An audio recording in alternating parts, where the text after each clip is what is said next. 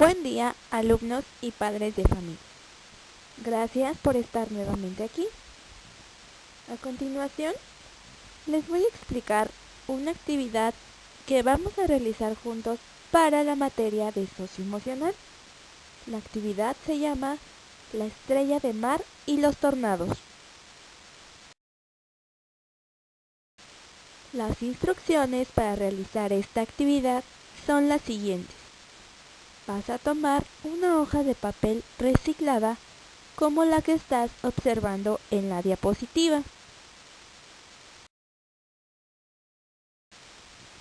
Con ayuda de un familiar, en la hoja blanca vas a dibujar un termómetro, colocando en la parte superior de arriba un tornado y en la parte inferior abajo una estrella de mar, y lo vas a decorar a tu gusto.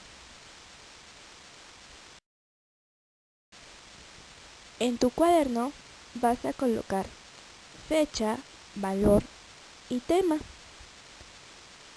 y vas a hacer una lista de 5 cosas que te hagan sentir en calma, y en la parte de abajo una lista de 5 cosas que te hagan sentir acelerado, como un tornado.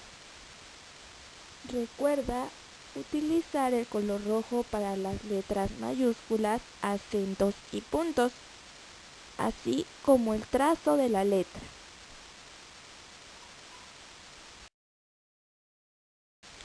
Una vez que hayas terminado de realizar las listas con las 5 cosas, vas a platicar con tu familia cuáles son los 5 motivos que te hacen sentir acelerado como un tornado.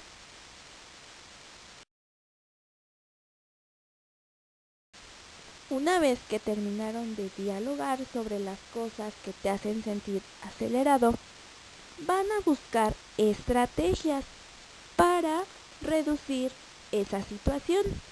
Por ejemplo, cuando tú te sientas acelerado, puedes jugar pelota, puedes correr detrás de un balón, o bien puedes subir escaleras lentamente y bajarlas hasta que te sientas en calma como una estrella de mar. Espero que te guste mucho esta dinámica.